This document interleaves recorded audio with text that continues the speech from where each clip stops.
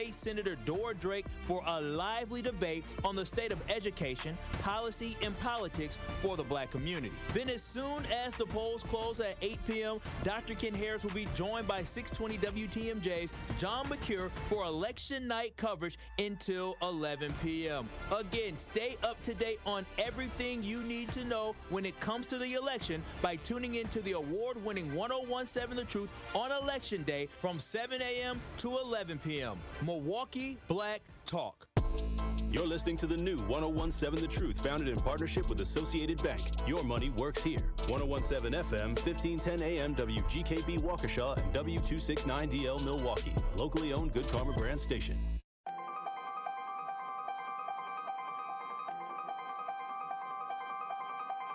Bringing you his authentic perspectives on important topics. They live in suburbs together. They live in the city together. They hang out together, all in the same family. We're the only idiots that fight because we want our voice to only be on one side. Like, does that even make any sense? And when the side loses, you lose everything. They, on the other hand, have a voice no matter what because somebody that looks like them is always in control. Frank, candid, and straight to the point. Well, it's just a skewed system. Of course it is. It's a lot of a judgment. But answer my question, though. Should we let people go? Should we let people go? Like, let's just forget about bail altogether. And if your neighbor commits a homicide and kills people up, if you kill people and they next to you and you just let them come back and live right next to you, they can live upstairs from you. Let them come in your house.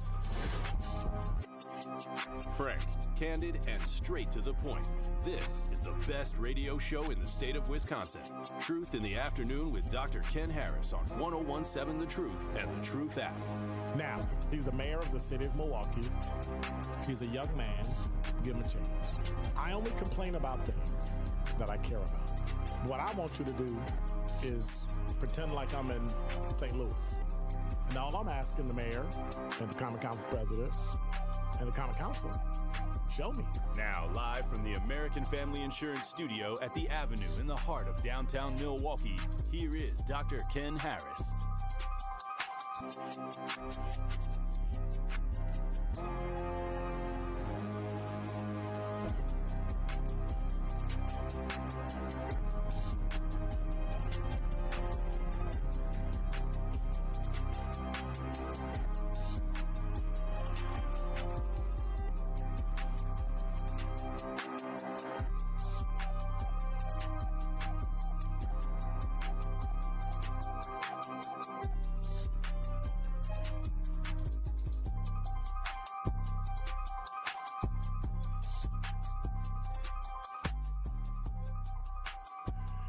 You're listening to Truth in the Afternoon. I'm your host, Dr. Ken Harris. 833-212-1017 is the number. So we got a guest coming. So if somebody can get them at the door, and we got everybody coming.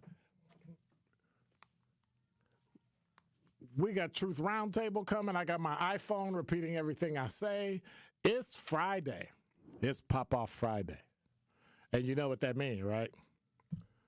You know what that means, right? So I had a conversation, and I'm going to put it out there. I had a conversation with Jason today about are black people going to make it? Like, we're going through all this stuff, and we talked about the community, and we talked about the things that are happening in the community, and we talked about whether or not we as black people are going to make it. And so I reminded him that, you know, to a point, we've already made it. And then I had a conversation with somebody else, and they reminded me of something that had occurred. So these are the kinds of things that we need to be teaching in our schools. It's not about black. It's not about white. It's not about Hispanic, Asian, male, or female. It's about history.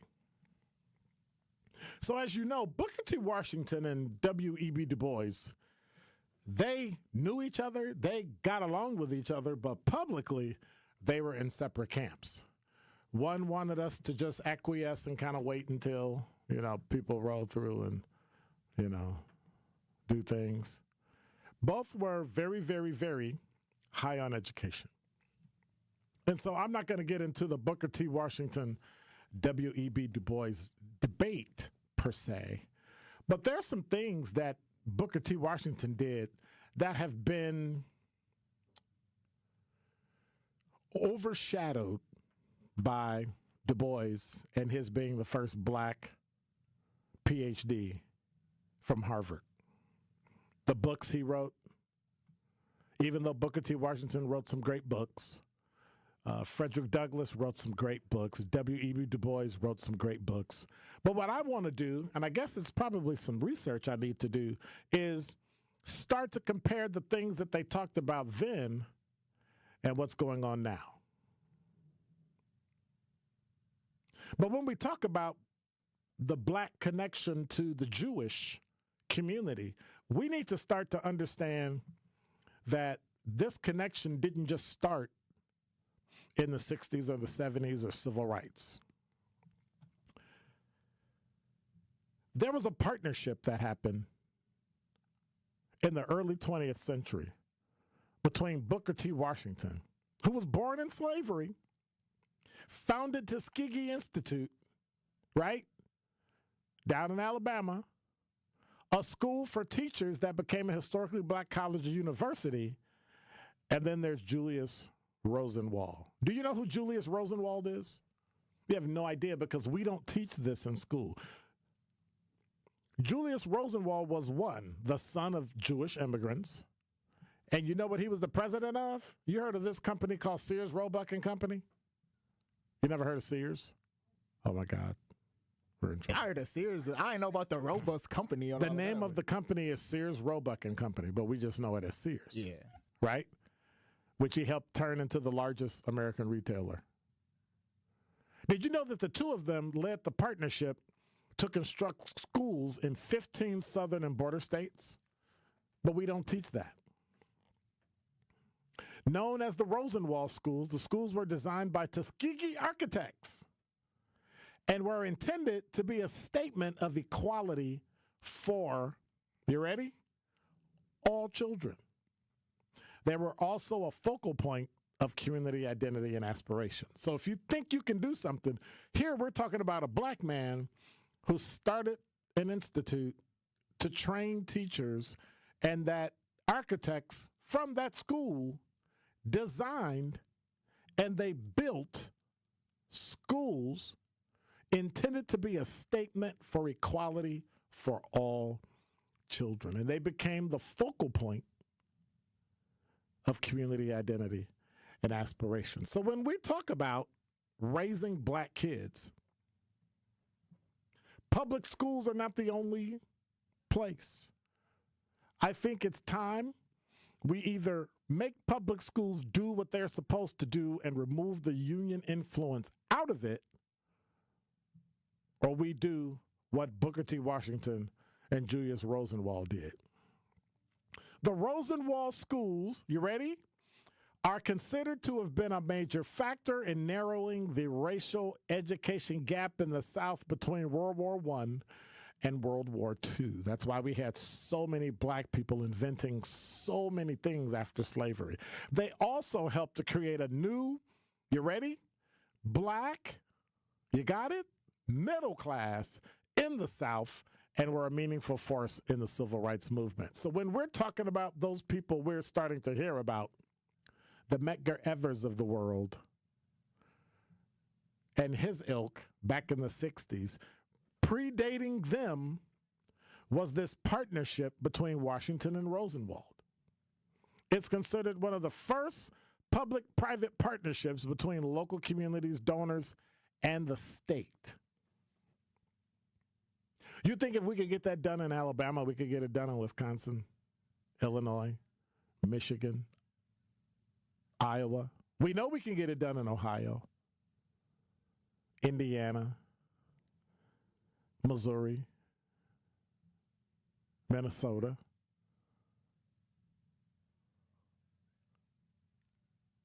One of the earliest collaborations between the Jewish community and the black communities is the Rosenwald schools. Public and private local communities, donors, and the state in which they built the schools. So then you ask yourself, well, how many buildings did they build? How many schools did they build? Like, what is this about? See, here's a guy who put his money where his mouth is. Booker T. Washington put his brain where his body had been and built one of the most powerful HBCUs in America. And we struggle today to wonder, well, what's going to happen? What about the folks that are poor, that don't see a way out? It's us who are middle class, upper middle class, and upper class. It's our job to create what we need. But instead, we'd rather complain and wait for someone else. How many of us will it take to build a school? Now, granted, Julius Rosenwald was, in today's equivalency, a millionaire, if not equal to a billionaire. But they built and constructed schools in 15 southern and border states to ensure that our black children make it. We've now turned it over to the public school system, who's not doing a great job. We've turned it over to the public school system that's decided that our kids aren't worth it. Now, we've got administrators that are making hundreds of thousands of dollars a year, and we're not holding them to any tangible outcome for our own children. So when someone tells you it's not about the score on a test, when the only way to get in school is to score on a test, that's a problem. Because what they're telling you is black children can't do it, black children can't make it, black children can't excel. I am not an anomaly. But growing up, I thought I was an anomaly. I am not an anomaly. Most of my friends are educated. Everybody on Truth Roundtable today is educated. We're going to be talking to Steve Scafidi. He's educated. My producer's educated. Like, when you think about the power, what education can do, and when we think about what our public schools have done to the black, white, Hispanic, Asian, indigenous, anybody in America, whether it's legal or not, they've done a disservice. So what I'm saying is that if a guy who's Jewish, Julius Rosenwald, who's a philanthropist, president of Sears Roebuck, who created the largest retailer in America, and Booker T. Washington, who was a slave, who created Tuskegee Institute in Alabama to train teachers and had architects design schools. When you can bring communities, donors, and the state together to educate black children, we can do it for everybody.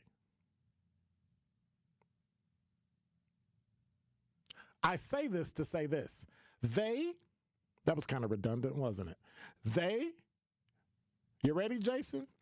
4,978 schools in 15 states.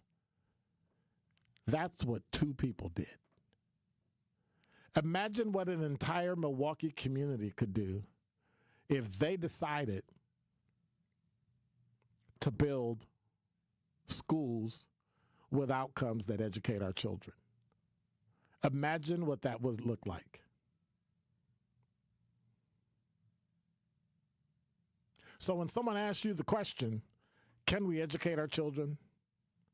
Can we create an environment where children learn and are able to take a test and go to college for whatever they want to go to? And I'm a proponent of college. I don't care if anybody says, and I don't care what Elon Musk says, you need to go to college, 2-year or 4-year. I'm even a proponent of making compulsory 2 years of college so that everybody gets a base education. We thought high school would do it, but the Milwaukee Public Schools are showing us that they cannot. So if two men can go to 15 southern states and make 4,978 schools, I need to answer the question for myself. Yes, I can. And that is Dr. Ken's Truth on the new 101.7 The Truth. Friday Night Lights officially lives here. 101.7 The Truth is the proud home of Marquette University High School Championship football. Be sure to tune in every Friday night at 7 p.m. as we bring you some of the best gridiron action in the area. Marquette Hilltoppers football is presented by Gruber Law Offices and sponsored by Capital Insurance Agency, Magic Productions, Annex Wealth Management, C.G. Schmidt, Left's Lucky Town, Boyle Frederickson Intellectual Property Law, and Marquette University High School. Sometimes it takes a breakdown to have a breakthrough. And at Vin Baker Recovery, they understand the power of having real support while you're on that journey to recovery. This is why at Vin Baker Recovery, they customize treatment plans specific for your needs. Vin Baker Recovery provides our community and anyone looking for help with access to mental health care and recovery support, helping you treat addiction. So whether opioid abuse, alcohol, or other controlled substances, Vin Baker Recovery helps you get back to the lifestyle that you know will be the best option for your future. Vin Baker Recovery offers licensed counseling and therapy services to curb the mental health problems that have been impacting our communities for far too long. They provide services like medication-assisted treatment, outpatient care, and hub and spoke services with peer support. So what are you waiting for? Vin Baker Recovery accepts walk-ins and appointments. It's just that easy. Just visit VinBakerRecovery.com. That's VinBakerRecovery.com. They're here to help you win the day. Everywhere in America, families are struggling with an all-too-common problem. She missed school again. Again? Something is going on. She's secretive. Should we check her backpack? When you suspect a family member has a substance use disorder, it's hard to know what to do next. We need to talk to her. Starting the conversation is the first step to getting help. Visit SAMHSA at samhsa.gov/families for tips, or for treatment referral, call 1-800-662-HELP. At Gruber Law Offices, we take great pride in helping those who have trusted us after a serious accident. Our team has the knowledge, resources, and experience to get you the results you deserve. Don't wait to get the help you need. Make the right call. Call Gruber Law Offices today. Proud partner of your Milwaukee Bucks. One call, that's all. This is Truth in the Afternoon with Dr. Ken Harris on 101.7 The Truth app, and 1017thetruth.com. You're listening to Truth in the Afternoon. I'm your host, Dr. Ken Harris. 833-212-1017 is the number. But, of course, it's Friday, and before we get rolling, we got Steve Scafidi from the Political Power Hour on the line. How are you, Steve?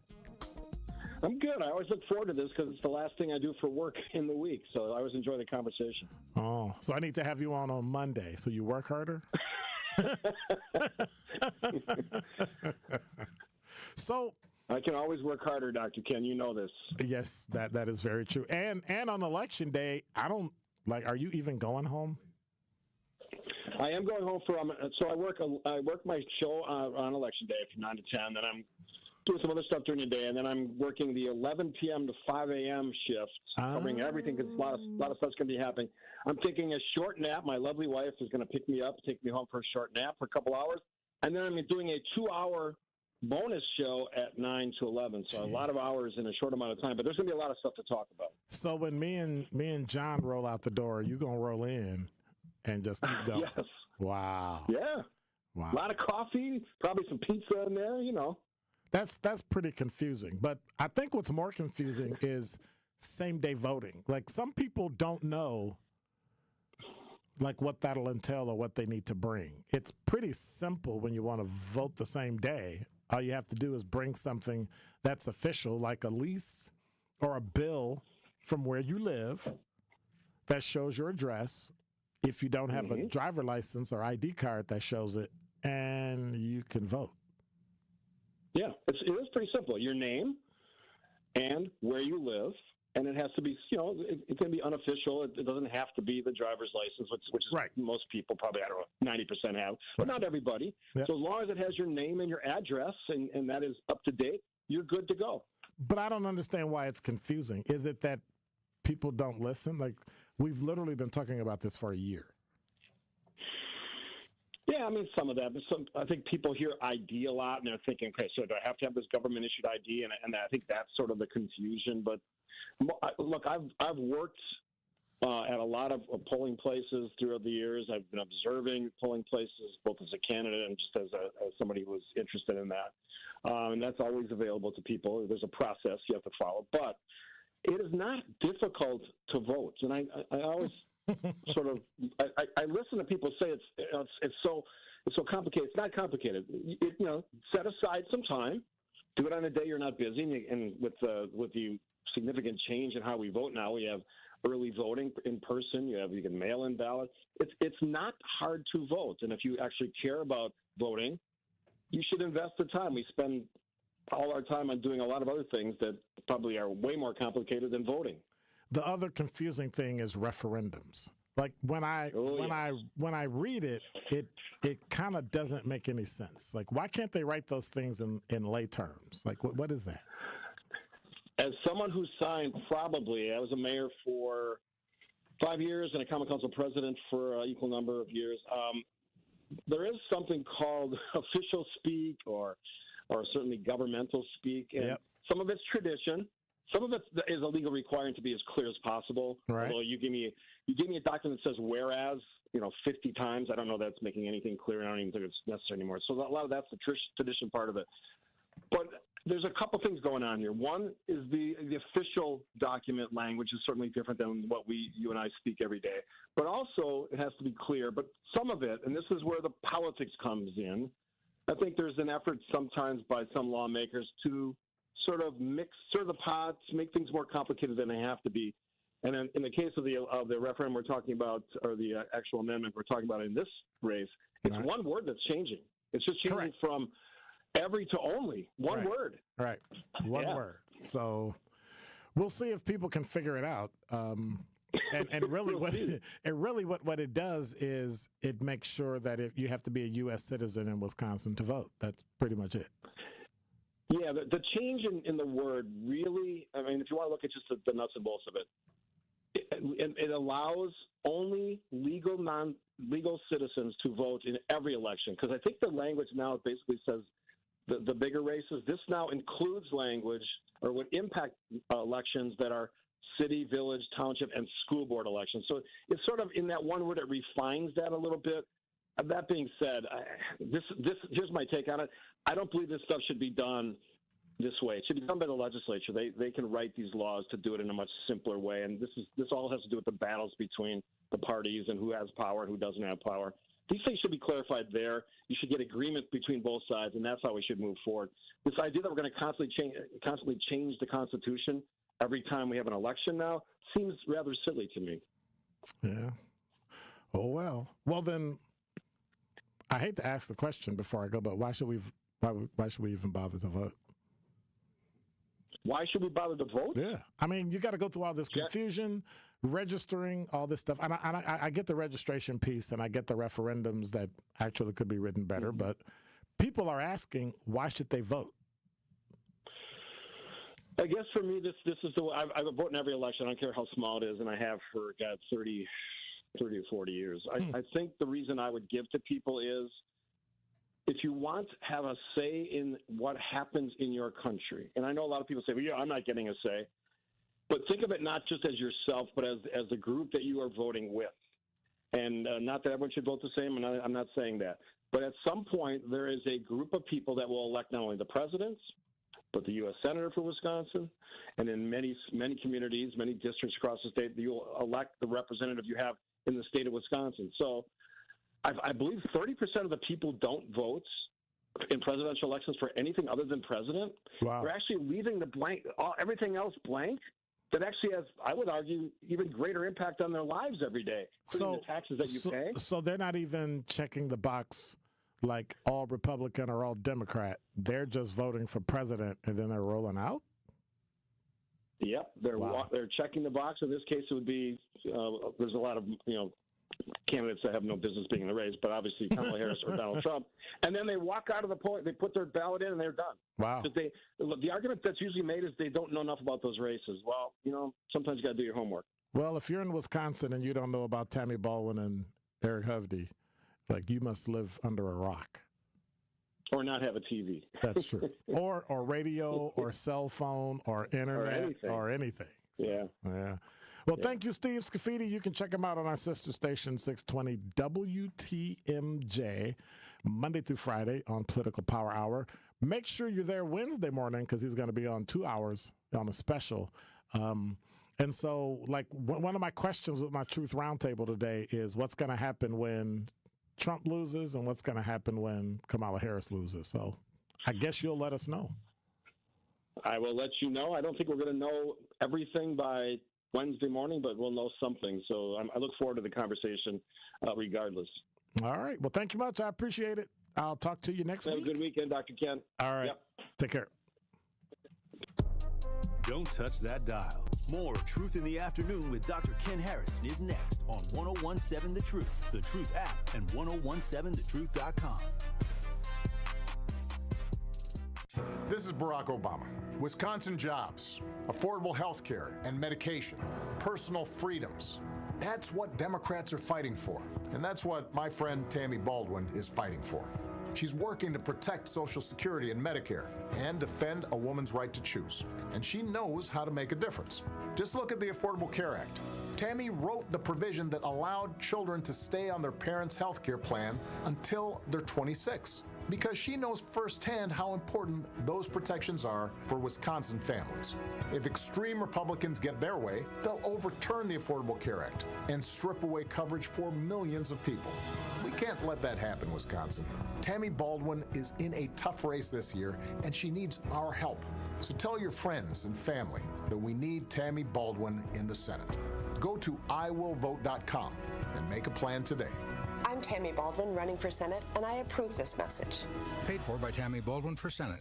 This is your Planned Parenthood Advocates of Wisconsin Minute. Reproductive justice is a framework, it's a movement, it's a vision for reproductive freedom, it's a right to have a child, it's a right to not have children, and this next part is really as important as the other parts. It's the right to birth and parent our children with dignity, and the right to live and parent our children in safe and healthy environments. So reproductive justice understands the ability of any person to control their destiny is directly related to the conditions of their communities. It looks at the intersections of discrimination in social, political, and economic systems, and it sheds lights on the barriers that these systems produce. And then we, reproductive justice advocates, fight against the barriers that prevent Black people and other people of color from exercising their rights. That's reproductive justice. This has been your Planned Parenthood Advocates of Wisconsin Minute. Milwaukee faces significant wealth gaps, but change is possible. Join entrepreneur Arlo Washington on November 13th for a transformative discussion on building wealth in underserved communities. Featured in the Oscar-nominated documentary The Barber of Little Rock, Washington's insights are a must-hear. Attend for free, in person or online. Get your ticket at uwm.edu/SCE. Sponsored by the Tommy G. Thompson Center on Public Leadership and hosted by UWM School of Continuing Education. Problems persist on eastbound 94, basically at 68th Street. We had an earlier accident off on the right shoulder, so now we've got backups all the way back to 84th Street with that one. Also some delays right through the Barker Road area to Calhoun, so keep that in mind. On the westbound side, we do have right about at St. Paul Avenue, center lane blocked with a broken down vehicle. And we've also got an issue at the Waukesha-Jefferson County line on westbound 94. Left lane is blocked with a crash, and that is backing things up all the way back to Sawyer Road at this point, so give yourself tons of extra time. Northbound on 43 on the Rock Freeway, on the ramp to get onto 894 eastbound. We do have a crash there as well. At least that one is out of traffic on the right shoulder. And checking the TMJ4 Storm Team forecast tonight, mainly clear and cool, a low of 37. Tomorrow, partly sunny, a high of 56. From the WTMJ Traffic Center, I'm Debbie Lazaga on 101.7 The Truth. This is Truth in the Afternoon with Dr. Ken Harris on 101.7 The Truth app, and 1017thetruth.com.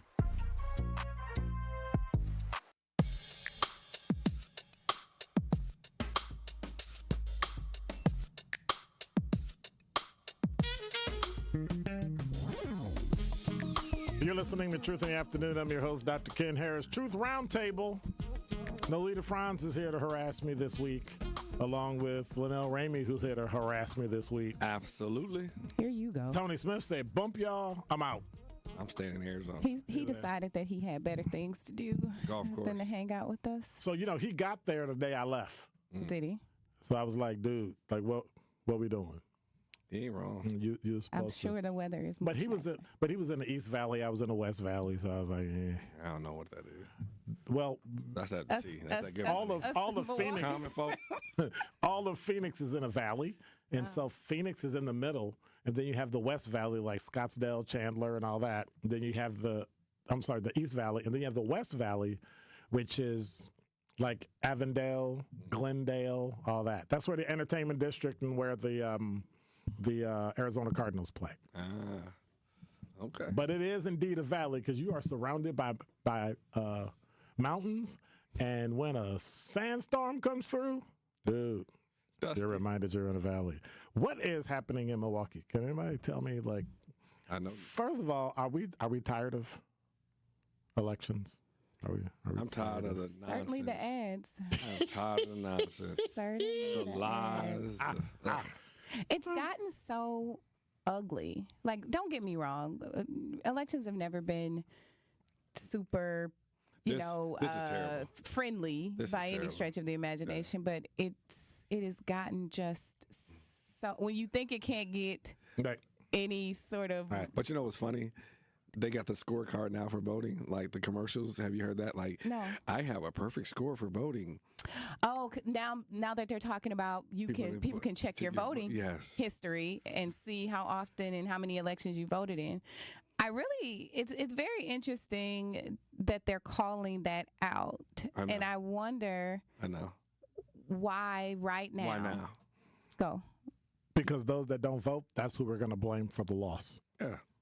Interesting. Yeah. Okay. And it won't matter if you're Republican or Democrat. They'll just blame you. Or if they see that you voted, they won't know who you voted for. Right. But the fact that you didn't vote, they're going to pile it on. Right. And then, so we have X percentage of the population who did not vote because the data is there. Right. Because they know are responsible for however this plays out. Because they know the precinct where you voted. Mm-hmm. Right? So they know how many votes. Or even down No. They know the location where you voted, the machine you used. Sure. Right? Right. So they know instantly. Stop. Like that pack of that's just the backup. Everything, once you go beep, they send that downtown. When your vote hit, it's already downtown and counted. So it's not like they don't know. Right. But they know that if they have to backtrack your name, they wrote it on your ballot, and then they put it in the book, right? So they can backtrack to see who voted, who you voted for, when and where you voted. Right. I'm sick of it. And now I'm wondering when they start to think about, because in some of these swing states, it's coming down to counties, right? Like it's coming down to particular zip codes, literally. Mm-hmm. So they're going to be able to extrapolate that data out to say, how they lost, who they. Yeah. But here's the kicker: 20,000 votes in Wisconsin. That's throughout the entire state. So you can't clump like, oh, this group is going to vote because you might have won, like the Bow counties, Brown, Outagamie. Mm-hmm. That's how they won. When they weren't even thinking about that. Like, when was the last time a presidential candidate went to Wausau? Right. But yet they're in Wausau, they're in La Crosse because they figured out that 20,000 didn't come from the area where you know they're going to vote. You already know Waukesha's going to vote Republican. You already know Washington County is going. You know the wild counties are going to predominantly vote. Yeah. You know Brown County. Yep. Right. You know if you go out to Madison, they're going to vote. Right. But all I know is these commercials. I don't care about my voter scorecard. No. Because it's my prerogative. If I decide I don't want to, I don't, and if I do, I do. But to your point though, first of all, you should vote, right? Yeah. Second though, folks they get a right to choose. And to your point, until you just said that, the blame game, right. That is stop it. Yeah. Stop it. Yeah. Let's just whoever wins, okay, now we got to figure it out. Well, data matters, they're collecting this data for a reason. Yeah, I'm not suggesting that it's going to work for the greater good. Don't get me wrong. Right. What I'm saying is, all of this is a play, right? It's all like chess pieces at the very end of the day.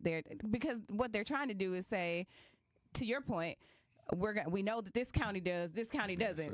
Let's target this county because our data shows us that last election, So it's really, these are all power plays. All of this happens, especially even right now today. There are 2 rallies happening at the same time. In the same city. In the same city of Milwaukee. Right. That's crazy. And the weird part about it is, I think what they found out is the way elections are supposed to be. People vote for who they want to vote. They don't really care about their party. There's the fringe of the party, and then everybody else is like, well, I'm just kind of tossing it. And so what we have is Wisconsin is a purple state. Yeah. It used to be these counties are purple. It's a purple state. Yeah. And nobody knows. This is ridiculous. I give up. This is just absolutely ridiculous. If I could get away with not voting, I would. You would. I mean, it's my prerogative. If I decide I don't want to vote, people can't argue with you. You should have voted. Well, I mean, they could try to argue with you, but you still hold your position. Right. But in the end, it's almost like I have fatigue. I am tired. And how did you get my phone number? Who are you? Hi, Kenneth. Who are you? The thing about it for me, and to your point, I'm fatigued. But I'm fatigued with the arguments and kind of the line people have crossed during this election on both sides. And to that point, yes, but to the point where though it's showing some real ugliness, like the underbelly of this ugly country stuff. It's showing again. Yep. In the worst way possible. Yeah. It hurts actually. It's actually hurtful. Right. When you have to call somebody and be like, "Did you just see what such and such said?" Right. Or are you okay? People are having very real reactions to this stuff. Yes. And as they should, right? If you feel like you're being attacked or your people are being attacked, I feel like people are allowed to have their feelings, and it's never been this emotional. Seriously emotional. Because like Ken said, it's been crazy on both sides. But the thing about it is, one is a lot worse because of how the attacks are worded, right? No. I think they're both. I think they're both bad, and I think if you're a Democrat and you look and you see a Republican ad, I think Democrats are looking at the Democrat ad and going, "You actually said that?" Like you would expect your side to say, "Hey, you know what? They can say that. We'll put some attack ads on, but we ain't doing that." I mean, some of those Trump ads are like, did they just say that?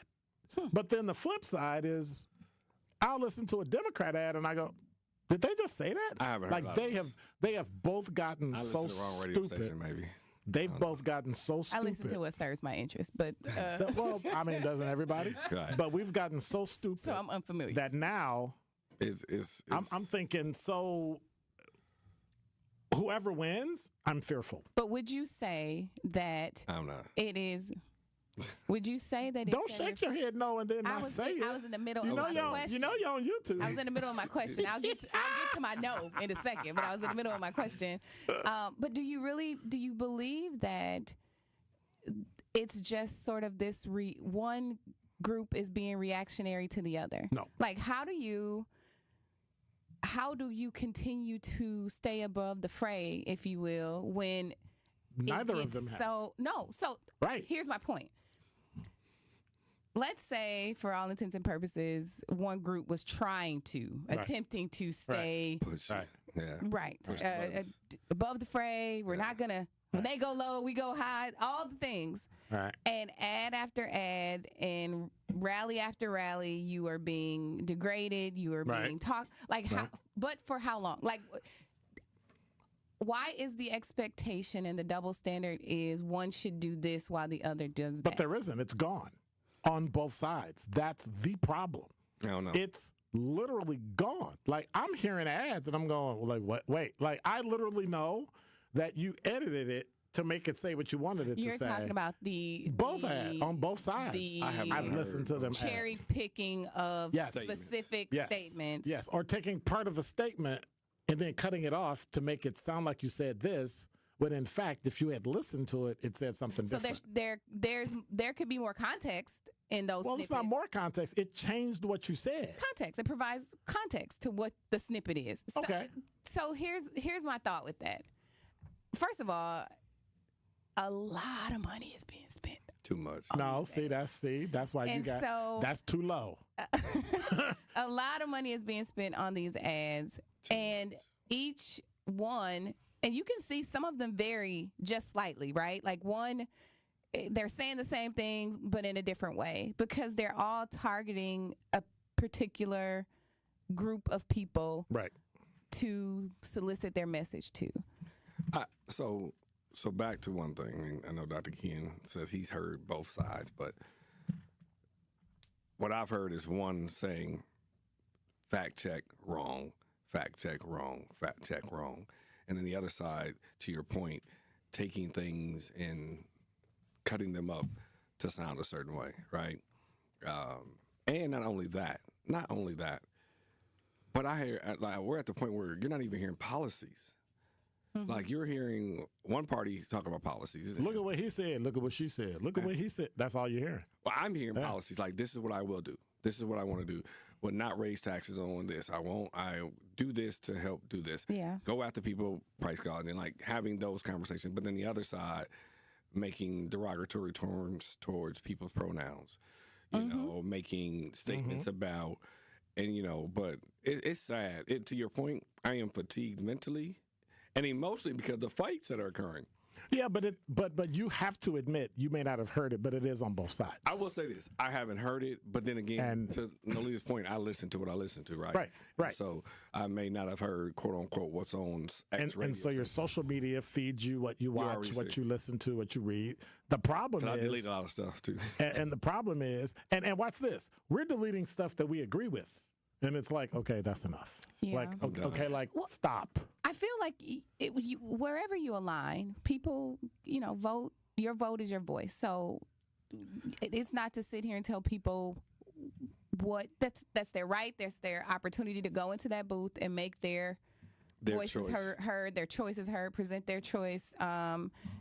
People can say whether or not it matters. I'm not going to go down that road. Right. But wherever you align, whatever party you align with, when you hear one message versus the other, there is going to be a stark distinction because what you're reacting to is, I feel like my candidate has these type of interests. I feel like my candidate wants to do this, this, and that. Right. And then adversely, when you don't quite hear all the things you would like to hear, or even a clear, articulated message, it makes you feel away too. The fallout for me is the effect that it's having on everyday Americans just in our interactions with each other. And think about it too, and to that point, right? Like when you go back. Hey, be careful what you say. Like you think about when you first like I first voted. Right? My first vote was in 1980. Right. Wow, that's a long time ago. But you said what? In 1980, right? Like you voted for the first time. The first time. But I said that to say, when you look at voters now and the way information is getting to people, and how they're getting it to people, and how people can really just use misinformation. And I give you a quote that our county exec said that made me smile. He said, "Hey, who's in this room has ever rode a city bus? Raise your hand. And then, half the room, a majority of the room raised their hands. He said, y'all all lying because nobody in here rode a city bus because they're all county buses. He said, and we looked and we were like, he was like, see how easy it is for somebody to give you wrong facts and you think you've been doing it and you this and that. And then you repeat it. And you repeat it. Yep. Mm-hmm. So you take something that's not even a fact. Right. So I said I voted in 1980, and I said that because then your mom, your dad, the church, they told you, here's what we're looking at. Okay, son, now stuff is being pasted in their bad information on both sides. I would agree on this, right? Absolutely. So that's bad exactly what I mean. Yeah. And now people are taking quote unquote conversation. I saw an ad one day where someone said, "Are you better off today than you were 4 years ago?" And I'm like, "That's all you're going off of? Is that it?" And it just made me cringe a little bit because I'm like, that's not what voting's supposed to be about, right? It's supposed meanwhile, to be about if you're going long-term. 2020, that was a pandemic, so no. Thank can't you. say Right. that. I can't Actually, it was 2021, but yeah, 2020, 2021. I'm just saying, you both, asked. both. But See how I get treated. But to that point of like that election, like mental fatigue, like it like when I was 18, it was a conversation at the kitchen table or at the church or a person across the street. These are our values. Like, this is what this we're is what talking we about. this is why we vote this way. How many people wrote the And we told our elected officials before we go to break. We told our elected officials, this is what we want. We want to see. This is why we putting you in office. Yeah. Now you also said you was doing this, but this is what we want. Now it's just I'm just checking the blue box or the red box. I don't really care. Which is the part of the debate that I'm hoping, and I know we're going to get to this, but we can talk about that. What happens when whoever wins, right? Yes. Right. And that's the piece we got to really start focusing in on. For sure. Crazy. You're listening to Truth Roundtable. Linnell Ramey, Nolita, Franz, and we got a mystery guest in the studio. That's her main name. She brought backup today. She brought back up. She got security. But wait. You do way too much. You know that? See, she didn't. Way too Look, watch this. She didn't bring a purse. She brought a person. Try if you want today. So way too much. So Brian said, Dr. Ken, you're slightly off in your statement about tracing who voted. There is no association with individual voter's name. I don't think I said name or voter number. No comment. But okay. What is recorded is if you requested or were issued an absentee ballot, if you return the absentee ballot correct, they'll put an R there. If you showed for in-person voting and received a ballot and voted. Well, how are they traced? How? No, people don't. They know if you voted or not. Yeah, so I got something in the mail the other day that said you voted. I'm a chief election inspector, and I'll be working Tuesday to support everyone's opportunity to vote. Tell him to tell us what he means. If they're tracking vote, it does have to be per person. They can tell if you voted or not. Mm-hmm. I got something in the mail that told me when I last voted. Right? Right. I got something in the mail that said I voted. I know. Boom. Don't worry about it. Okay. The caller said there are churches, fraternities, sororities that have the financial ability to create school systems for. This is from my opening because I was talking about Booker T. Washington and who else was I talking about? We weren't in Rosenwald. I don't know if you know who Rosenwald is. Julius Rosenwald was the creator and founder of Sears. Got with Booker T. Washington and created 4,900 schools in 15 states in the South. But they don't teach that. So that's what we were talking about. That's that. And they won't. That woke curriculum. And they won't be teaching it. Wow. Y'all mean. Nah, man. That's that woke curriculum. You know when you tell the truth, you're being mean, right? Well, you know. You're making me feel some kind of way. Listen. You're listening to Truth Roundtable. We might be back. We might. Security here today. Don't touch that dial. More of Truth in the Afternoon with Dr. Ken Harrison is next on 1017 The Truth, The Truth app, and 1017thetruth.com. Get ready for a breath of fresh air with Community Heartbeat, your go-to show for health and wellness in our vibrant city. Presented by Outreach Community Health Centers and hosted by me, Sherwin Hughes. Tune in this Saturday at 10 a.m. as we take you on a journey toward a healthier Milwaukee. Community Heartbeat is not just a show, it's a movement dedicated to bringing our community together through wellness. We've got expert interviews, inspiring stories, and the inside scoop on local events from Outreach Community Health Centers that will keep your heart pumping with positivity. My name is Anton Moore. Around here, we have hardworking people that just need a break. Whether it's investing in small businesses or making housing affordable, Vice President Harris gets it. Kamala Harris is making sure black men have the tools to build generational wealth. She'll put a policy in place that gives 1 million forgivable loans to help entrepreneurs, including black entrepreneurs, start their own businesses. She also plans to give $25,000 in down payment assistance for first-time homeowners and crack down on racial bias in home appraisals. Harris's plan will help black men own more assets so we can build long-term wealth. This is what an investment in my community looks like. We're trying to build generational wealth. No get-rich-quick schemes, no scams, no one-time check, none of that. Vice President Harris got our back. I'll be there on November 5th. Will you be there? I'm Kamala Harris, candidate for president, and I approve this message. Paid for by Harris for President.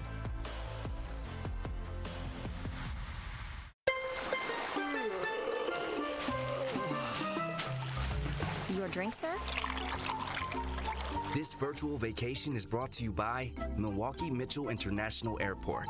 For the full experience, visit flymke.com to explore our many nonstop destinations. With super convenient parking and low fares, flying from Milwaukee makes traveling so easy, it's like starting your vacation early. Fly easy, fly MKE. Associated Bank knows your small business isn't just a venture. It's your dream and a vital part of the community. And we're not just a bank. We're your neighbors. We're looking out for you. That's why Associated Bank offers quick online applications and approvals with funding in as fast as 1 business day, checking with no minimum balances or maintenance fees, and prompt customer service. Explore our products at associatedbank.com/business or visit a branch for more details. Subject to credit approval. Member FDIC, Equal Housing Lender.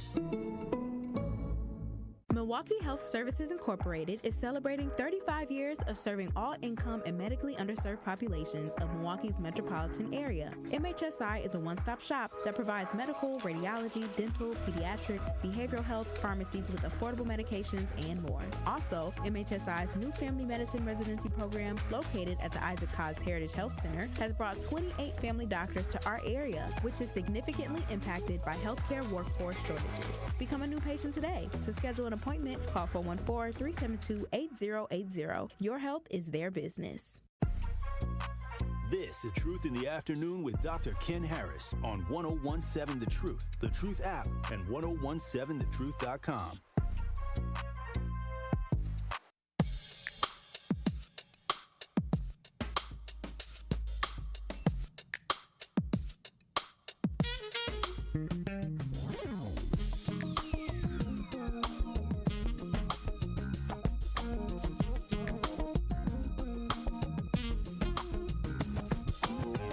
You're listening to Truth. Where'd the hour go?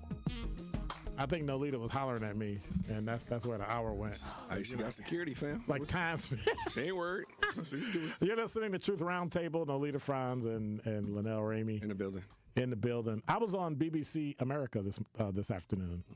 Right. Myself and Sherwin did a live interview, and it was interesting because people from outstate, and they were from DC. People from outstate don't really have a grasp of what's going on in the city and the state of Wisconsin. Unfortunately, nobody does. We have no idea who's going to win. Everybody knows who they hope will win. Right. But we literally, some of the states were at 0.2%. Yep. So that means what? Maybe 1,000 people can swing it either way. And we still haven't dealt with the fact that we have Stein and Kennedy that are still on the ballot that are going to flip it either way. Well, that's just a muddying of the water. And so the request to get Kennedy at least removed from the Wisconsin ballot just did not happen in enough time. And so it is interesting because you go, for those who have voted early, yay, way to go. For those who still plan to go and vote, please do so. But when you get in that booth, be very clear that you need to read carefully, look things over carefully, because follow directions. Follow the directions that are given. Well, last time I voted. When was the last time you voted, ma'am? 1980. Exactly. Oh my God. So it's But I think that there is just so it's to say it's going to be close is an understatement. Yes. Which is sad. Yes. Sorry. And it's not like somebody can mess up, because they're going to take the ballot and feed it into the machine, and the machine's going to send it electronically. So no matter what you do, it's hard to say, well, it's wrong. Well, it's electronic. Like it ain't. Like, you're going to get it. The problem is you're going to be the margin is going to be less than it was last time. You know what's scary, though, with that? And I don't know if you all have thought about this or how you feel, but when you think about the last election for presidency and the response that we received from the side that did not win, how many, quote-unquote, people will be jumping in the election kind of fraud, it was stolen, denial. So how many now want to work the booths? How many want to work there? How many are going to be, I'm going to make sure, and then therefore make it even more difficult for someone potentially who just has simple questions. Like I've worked the booths, right? I've worked the polls. And, you know, this, you go through the training and you do all this, and you're supposed to be supportive, you're nonpartisan, like you wear that badge of honor. But if somebody from the last election who is still, we never lost that one, so I'm going to make sure and starts doing Come in with their own agenda. That's gonna be very interesting. But that's going to be difficult because I just sent you all that article. The DOJ is going to be in Milwaukee and in Wausau watching the voting. And I think this time around, they're going to have so many people from both sides watching every poll. Everybody, yeah. That ain't nobody going to do nothing. Well, and I hope so. But it's a fear. I mean, you know, when you think about some responses that we had and still hear, the fear still exists of how people are going to respond. I'm fearful that both sides may flip. I'm fearful that you'll get a response we got with the Chauvin shooting, and what we got January 6th. Like both sides have the capacity to get upset and mad if they lose.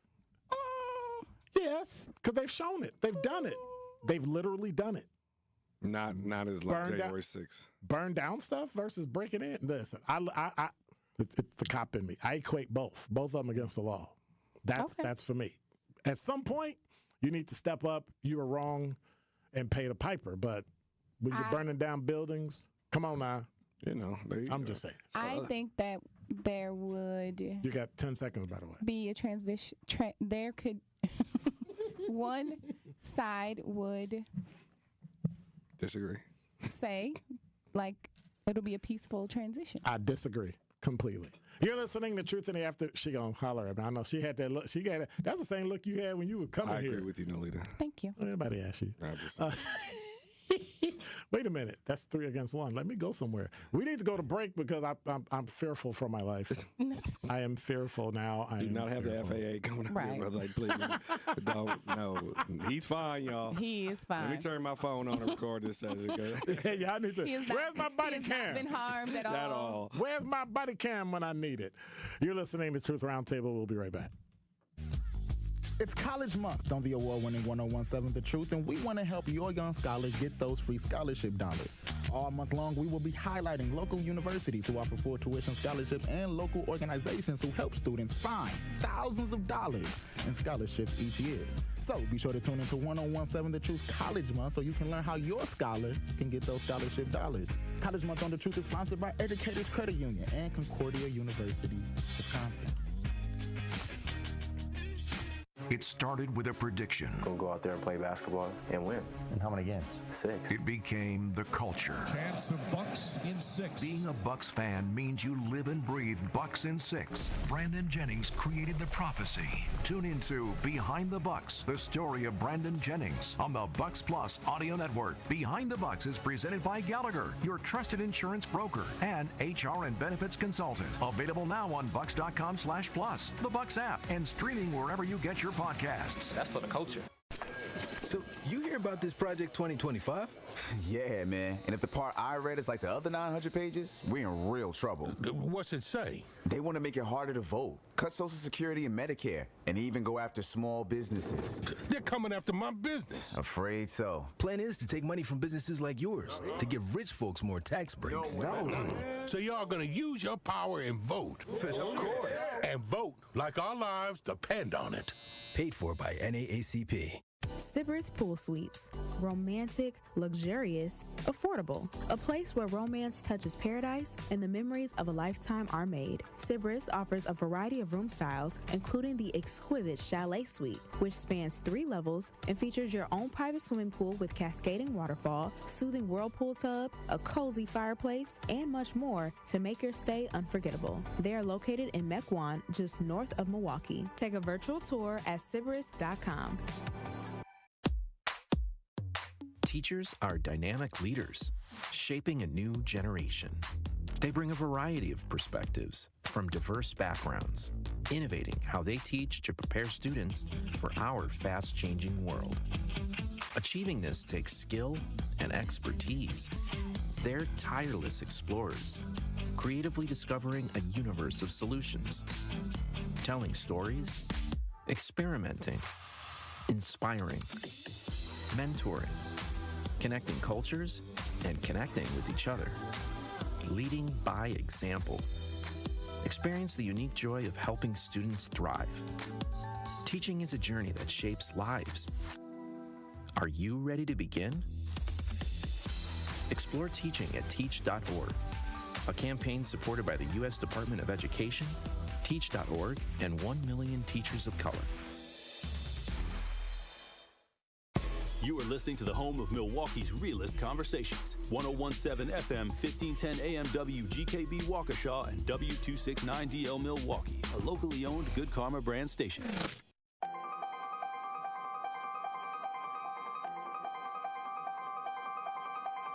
Bringing you his authentic perspectives on important topics. They live in suburbs together.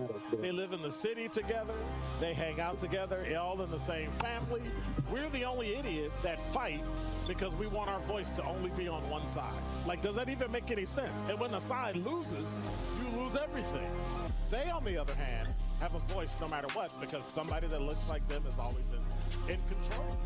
Frank, candid, and straight to the point. Well, it's just a skewed system. Of course it is. It's a lot of judgment. But answer my question, though.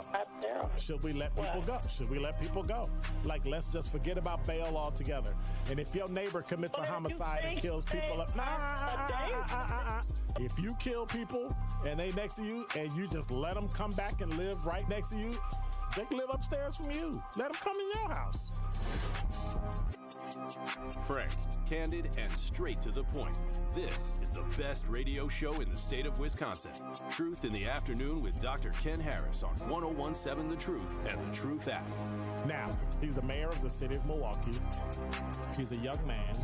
Give him a chance. I only complain about things that I care about. What I want you to do is pretend like I'm in St. Louis. And all I'm asking the mayor and the Common Council president and the Common Council, show me.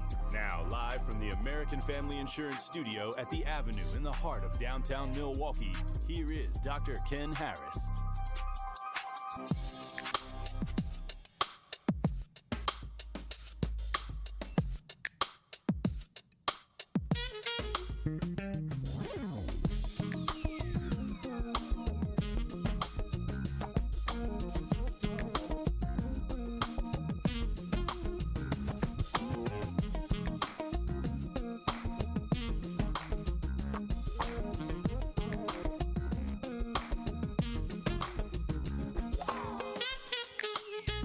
You're listening to Truth Roundtable on 1017 The Truth. Truth in the Afternoon. I'm Dr. Ken Harris. Nolita Franz, Linnell Ramey, Tony Smith is like sunning himself in her. Living his best life. Living his best life in Arizona. That's more so Punta Cana. That's more so Grand Cayman, right? Arizona, not so much. Maybe a distant third. Maybe. So why are all these young folks I asked the guy from Mentor, Greater Milwaukee, why is all these young folks like we've had 11 young people shot out of 26 people shot in the last 2 weeks, and of that, half of them died. Like, what is that? We talked about this before, but I stand on it. It's like emulation of what they're seeing too, right? We have unfortunately become a population who glorifies that world, that space, and gunplay is part of it. And now the young people have emulated to the best of ability. It's to the point now where it's like, to me, if there's a situation, right, you hearing young bulls, young kings say stuff like, I don't fight. I'll air this joke out. Yep. Damn, like, you ain't even gonna try to box? No. They ain't gonna try to, like, I don't do all that. And then, so it has gotten to a point where society has allowed, and then, like I said, we to blame. We're to blame. That's your generation. Where's the access coming from? My kids is to ground. these weapons. Access is so easy now. Oh yeah, like easy, my wife would tell us it's the theory of, they just dump them on the corner, you come pick them up and grab them. But I'm starting to believe her because, to your point, like growing up, like never. Weapons were just not readily If you available. saw somebody with a gun, it was very few and in between. They were readily available. People just didn't go get them. They knew where they were. Now, you steal a gun, that gun has committed 8-9 homicides because it goes from person to person to person to person. And because everybody's carrying weapons now, right? Like everybody has weapons. And so if I shoot you and kill you, I'm taking your gun. And I guess I'm talking more households, right? Like, I don't think that, I'm sure there's a statistic out there for it. I don't know it, but maybe 1 in every whatever households had a weapon in the house, right? And so it was not that sort of readily available. You didn't see them. You didn't have that access to it. And I think to your point, Linnell, as the culture has shifted towards mimicking what you see and seeing, the rappers or the different shows that even depict this type of lifestyle and behavior, I think our young people are becoming extremely desensitized to it. It's everywhere. To violence, but gun violence specifically. Yeah. And the repercussions around it. It's never in my lifetime would I've thought prison life would have been glorified the way it has recently. Like getting locked up, like a rite of passage. There was a time where, yes, and don't get me wrong, there's a number of layers to it, but in particular, like for me, it's just this kind of they do it, no fear of going to prison. They almost look forward to it because of whatever, right? Well, Linnell went and he got out and he's doing fine, so I guess I should be okay too. Bingo, right? And so I don't know, man. It's just, one is what they're seeing. I know we've talked about the limitations of TikTok here versus overseas where it's a lot more limited. Yep. So what they're able to see. Yep. So our music, what's available. Our TV shows, our video games. All of that stuff. We gotta go back to the old school, or what they say, go back to basics. Yeah. Yep. But glorifying a lifestyle of violence is really and truly where we are in society. There's too many. There's movies. There's shows. There's the people that's right there in their community that they see. The guys, the OGs that's on the corner that they respect. They carrying. They got a gun in their waistband. Well, they stand outside. The OG ain't even respected no more. No. Like, what I'm saying? It has changed so drastically where to the point where, that's what I mean. Like, there was a time where a young brother, we call them the young bulls, if you were on the block, you can have a conversation. You'd be like, all right, OG, no worries, no problem. Nah. You said the days are over to go out and talk to young men about. When we have issues, who are you? When we had issues, we go to the OGs. Say, hey, you need to chill your dude out. Well, this too much, and they would do it, and they would listen, and it'd be like, we need 3 weeks, right? Because your boy got shot, and we can't get in to figure out what happened because y'all in the way. Can you chill? And they would be like, hey, move. And now, but I will say this: none of that. There's layers to that. Like I said, absolutely. So when young people are displaying this level of anger, there's that home life too, like or the removal of quote unquote certain responsibilities, certain things that you see in households, like people going to work every day, people making legitimate money, stuff like that. Yeah, I mean, we've talked about this on the show a couple of times in terms of why do we feel like young people turn to certain things, and we've had whole discussions about, is it a parenting issue? Is it a lack of access, lack of this? I truly think that there are young folks who are doing the right thing, who are on the right track, so to speak. But I definitely feel like, yes, in the majority of them. Right. But when we definitely have situations like the 15-year-old who shot the 12-year-old, like you can't help but to reflect on what we're missing as a society. Like, how do we keep finding ourselves back here? I think Ken hit it, though. That's going back to, they pulled that trigger, but they've also heard 167 times, oh, he got shot, he lived. Oh, fam, I got shot X time. That's why I believe they don't think it's real. They don't think there's but the kicker is this. If you look at the story, he shot him, but I think it was an accident. That's why they charged him with reckless homicide, because before he shot him, dude said what? Don't point that gun at me. Yeah, a bit of the transcript. Why? You don't want me to point it? Boom. Yeah. Really? Scary. I don't get it. But it's scary to play with the weapon. Do you understand what I mean? Like it's it's a norm now. You can't. But everybody got one. With an extendo clip. With a hair trigger, with a fully automatic. And at 15, clock. you like, oh yeah, I thought I put the safety you thought was on. Like who? Like what? Yeah. You don't even know where to find it. But again, how are you so well versed in? A lot of this stuff was to get likes, and I just don't know. So when you think about our babies are dealing with a lot, one of the things I think we see with Mentor is this lack of feeling connected. The old school like button in real life.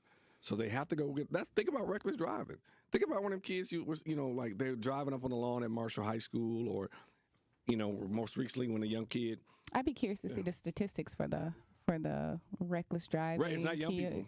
It's not young people. So let's get that clear. Okay. It's a reckless driving. Actually, is more of an adult issue. It is not teens. Correct. But I'm speaking when the teens are doing it. Mm-hmm. The rah rah rah. That's the moment they get it. But it is which is another issue. They changed the law. Yep. Where if you now get caught with reckless driving, the second time it's a felony. Yep. It's one and done. Like you get the one, they may say, okay, you was on some bull. Pay your ticket, gone. Be good. The next one. Felony. Time. Bye bye. So if you think you had trouble getting a job, now you're a felon from driving.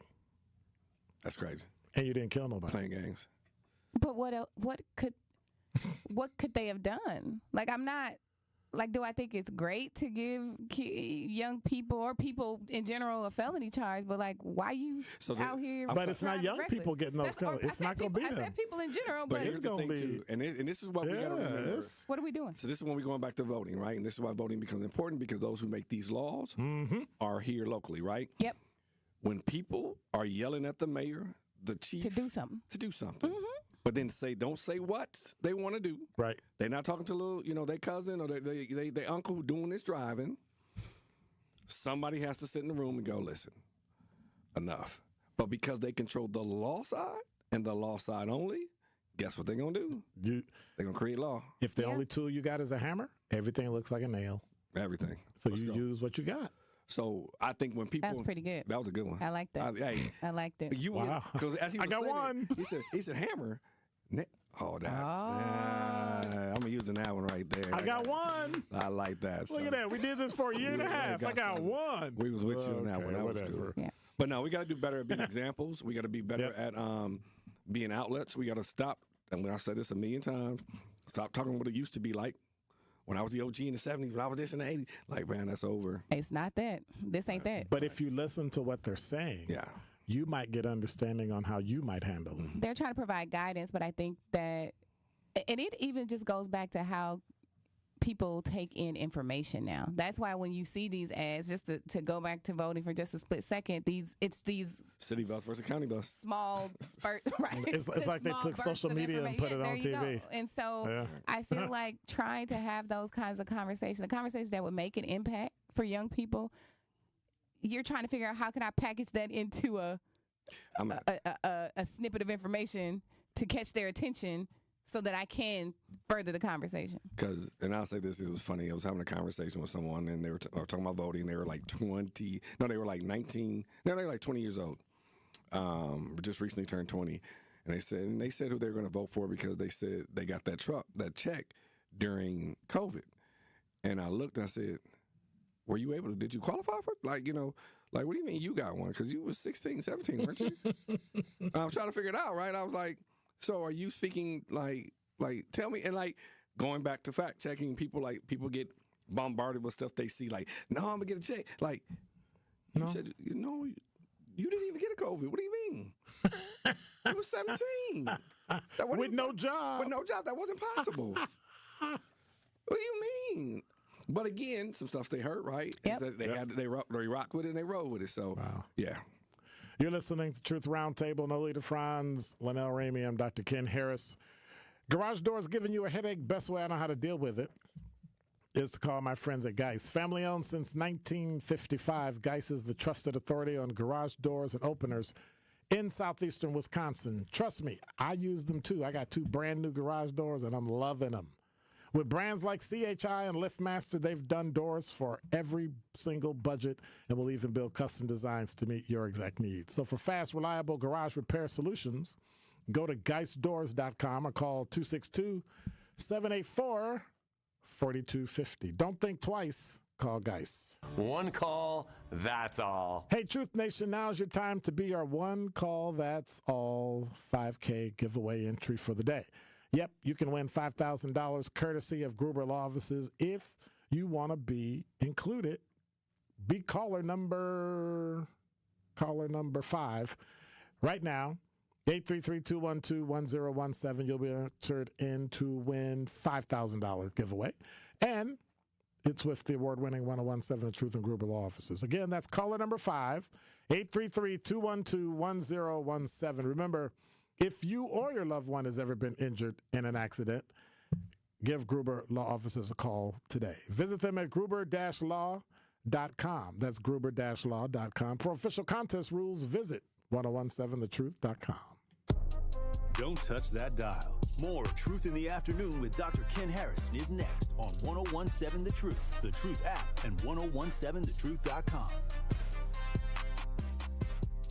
The Truth app is home for all the Milwaukee Panther content you would want. He'll dart baseline, and he will tomahawk it home with his right hand. From conversations on the airwaves. We're going to defend every board up the floor and every bounce and every pass. And we've got good depth, and you have to have good depth for the way we play. To game highlights. At the top, rises for 3 over Young and buries it. Find The Roar on the Truth app, Apple, Spotify, and wherever else you get your podcasts to keep up with Panthers hoops. This is Barack Obama. Wisconsin jobs, affordable health care and medication, personal freedoms. That's what Democrats are fighting for. And that's what my friend Tammy Baldwin is fighting for.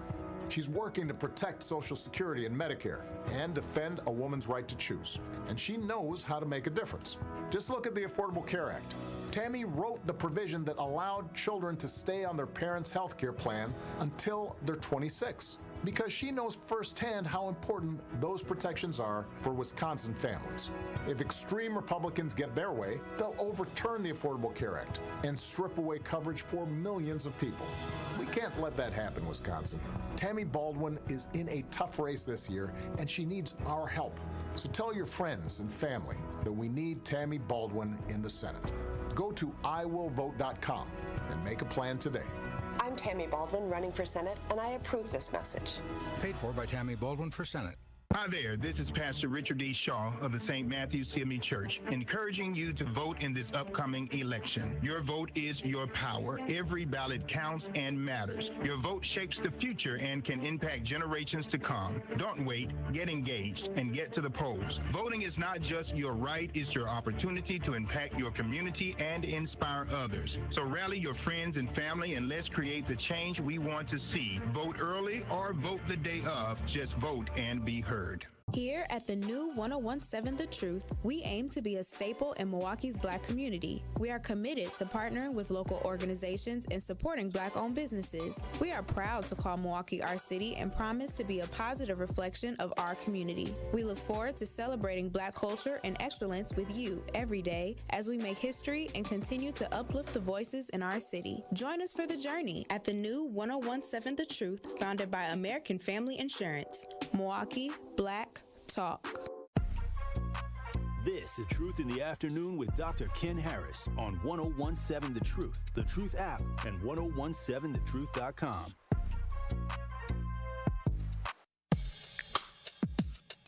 You're listening to Truth Roundtable on the award-winning 1017 The Truth. You can shoot us a text on the chat on YouTube, or you can hit us on the talk and text line at 833-212-1017. Isn't it? Who? I didn't hear you. What? Tina. Congratulations, Tina.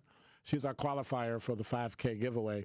Now, y'all better do like they did on Curlicue one on Halloween.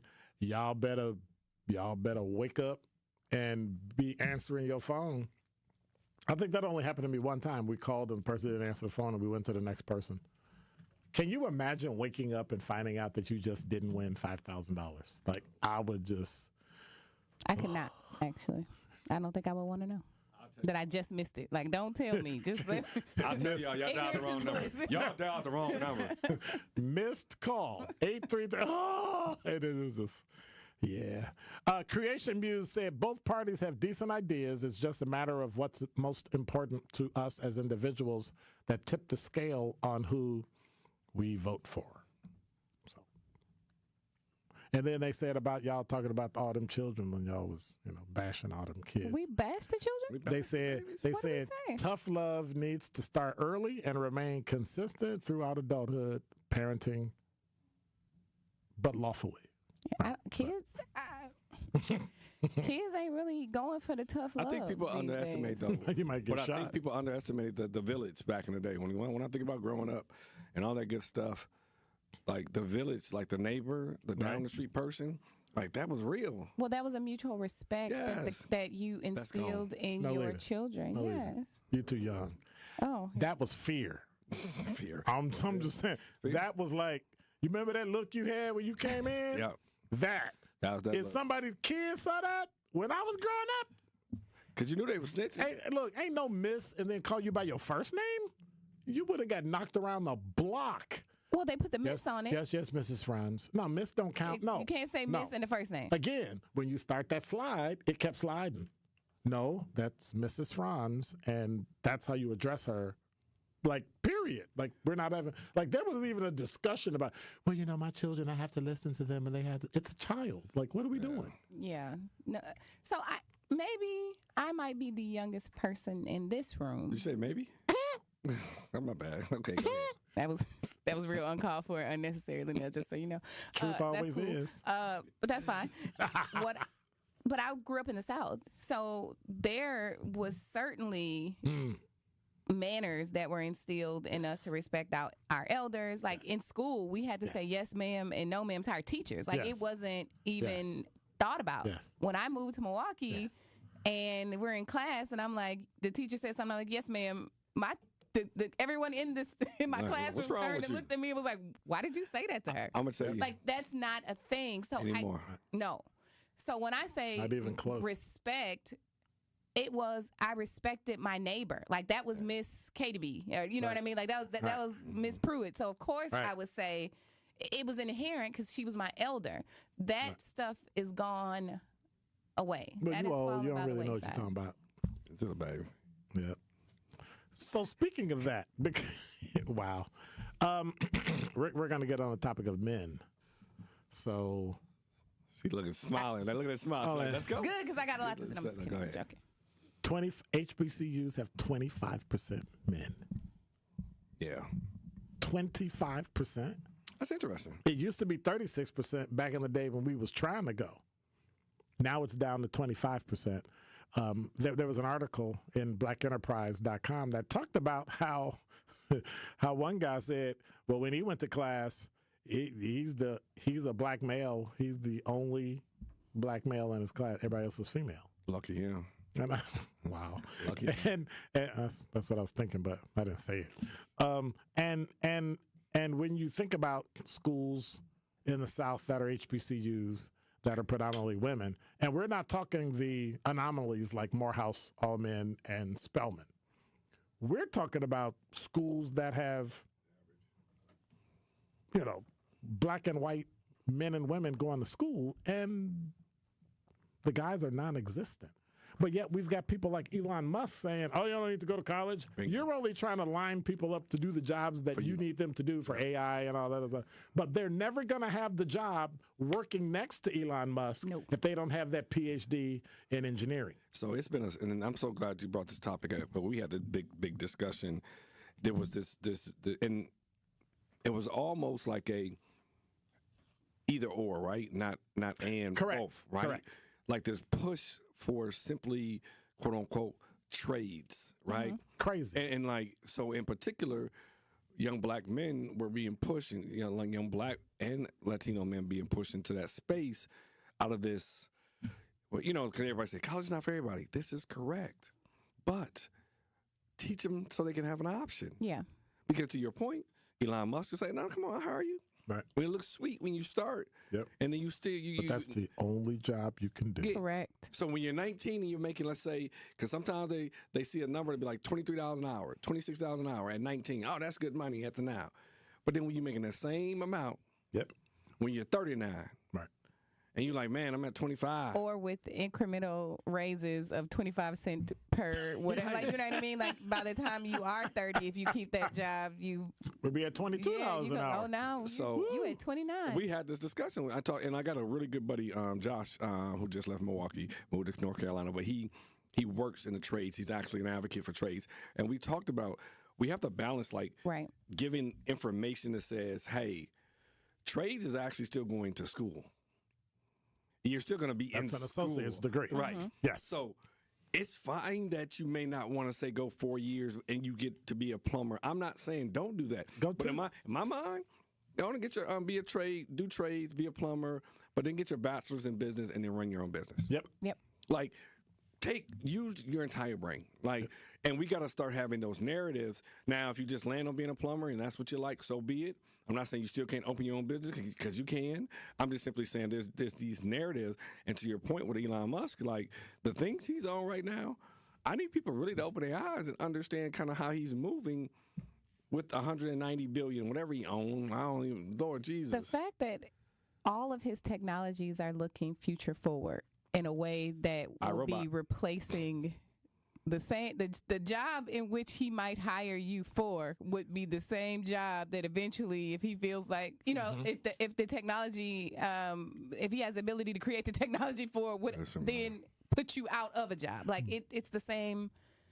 It's a vicious cycle. However, technology has proven that that's not going to happen.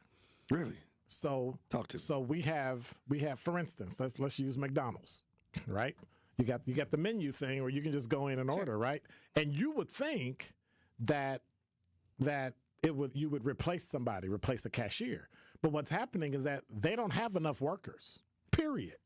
So I'm now able to reallocate that worker to go do something else that's not getting done in multiple ways. So what they've shown is people aren't losing their job.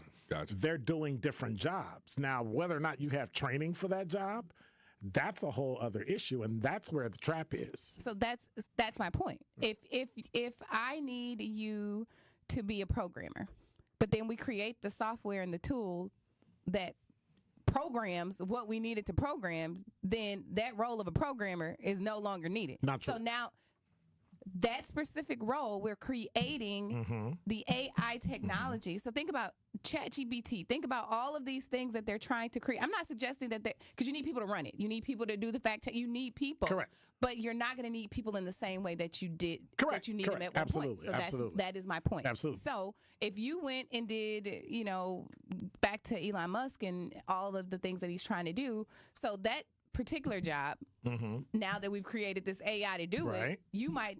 Now I don't need you over here. I need you over here. Right. Oh shoot! But I don't had the skill set. And so what we need to do is what? Figure out where it's going. But we don't do that. We just think the here and now. That's why we got so many lawyers. We have all these, oh, you're a doctor, you're this, you're that. And that's great. Facts. But now we have nobody for infrastructure. Right. We've got nobody doing construction, electricity, carpentry, nothing. This is why real-time conversations with intergenerational, intercareer needs to occur on a regular basis, because there is this myth. And unfortunately, if you're a product of Milwaukee, and that means, like, if you're in your 50s like me, that means your parents, worked at a factory. So there was this phase that because they worked at the factory, they said, you're going to college. You ain't finna do this. Right. Now we're going, well, you know what? Maybe you can't work at the factory. Because Grandpa worked at the factory, and he owned 3 cars. He owned that ranch on Sherman. And we got to go back to intergenerational that shows this layer of all opportunities and how you can get that pathway there. Yeah, the problem is wealth then ain't wealth now. Like with inflation and the cost of just everything, like we really have to put our kids in a position to be able to have a good mean of income and a good quality of life. Things are only getting more expensive. There is not going to be a situation where things are going to be significantly go down. And I think Ray summed it up with all of us of what we're saying. And people have to have an aptitude for certain advanced skill trades. And reading comprehension as well as mechanical aptitude are both important to be successful in the skill trades. Carpentry, electricity, concrete, all that. You got to read plans. You got to draw. Like, it's so much that goes into it. But if you don't go to college and learn it, you'll never be the boss. Right. You'll never have it. You can be the boss, but you got to remember sometimes where you may have some limitations. I think that's the other thing in social media. And put people around you, like being able to even identify where your gaps are to know what you need to have. I need an accountant. I need a business manager, or whatever. Yeah, absolutely. It's sad, but I think that's because there's been a narrative directed, in particular at black men, that college isn't for them. Which is weird because you're now assuming that we can't do it. Yeah. Without testing and anyway. Well, we talked about this. Right? When we come back, I was gonna bring up MPS, but I don't know where to start. Why is everybody shaking their head? Like, really? What's the talk about? Wow. Skip this one. Hit us on skip this one. You can hit us on the talk and text line or the YouTube chat. 833-212-1017 is the number. We skip that one. Interesting. Don't touch that dial. More of Truth in the Afternoon with Dr. Ken Harrison is next on 1017 The Truth, The Truth app, and 1017thetruth.com. My name is Anton Moore. Around here, we have hardworking people that just need a break. Whether it's investing in small businesses or making housing affordable, Vice President Harris gets it. Kamala Harris is making sure black men have the tools to build generational wealth. She'll put a policy in place that gives 1 million forgivable loans to help entrepreneurs, including black entrepreneurs, start their own businesses. She also plans to give $25,000 in down payment assistance for first-time homeowners and crack down on racial bias in home appraisals. Harris's plan will help black men own more assets so we can build long-term wealth. This is what an investment in my community looks like. We're trying to build generational wealth. No get-rich-quick schemes, no scams, no one-time check, none of that. Vice President Harris got our back. I'll be there on November 5th. Will you be there? I'm Kamala Harris, candidate for president, and I approve this message. Paid for by Harris for President. What if one day you went to your secret hiding place? You know, that spot that only you know about? And instead of what you came for, you found something a little different.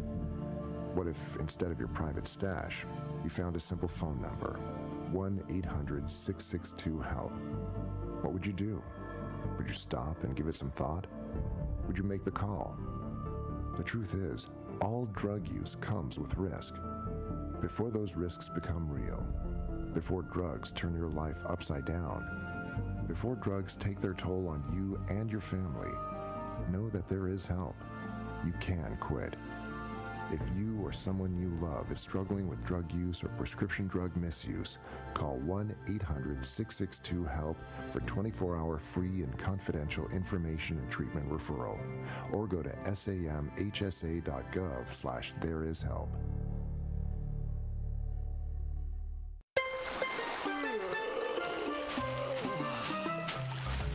Your drink, sir?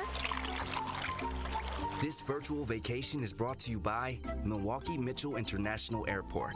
For the full experience, visit flymke.com to explore our many nonstop destinations. With super convenient parking and low fares, flying from Milwaukee makes traveling so easy, it's like starting your vacation early. Fly easy, fly MKE. Are you an African American or Hispanic adult with elevated A1C and currently treating your type 2 diabetes? The University of Wisconsin needs your help to participate in Enrich, a diabetes research study which may involve working with a pharmacist and or a community health worker. Most discussions will be held over the phone. All participants will receive compensation. For more information, call Delicia now at 414-550-1016. That's 414-550-1016 and ask Delicia about Enrich. Well, we got a new problem on northbound 43 right about at Keefe. The right lane is blocked with a crash. So we got backups starting to stretch back past Setter Street. So be careful with that. On the southbound side, backups from about Silver Spring down past Capitol Drive. Westbound 94 slowing from 27th Street out to Mitchell Boulevard. The eastbound side is a bit tight from 76th Street through the Stadium interchange, and 894 southbound from about Oklahoma Avenue. You're seeing delays all the way down and around the Hale interchange towards Forest Home.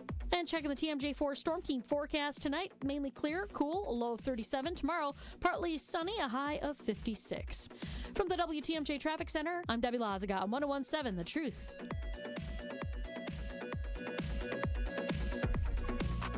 This is Truth in the Afternoon with Dr. Ken Harris on 101.7 The Truth app, and 1017thetruth.com.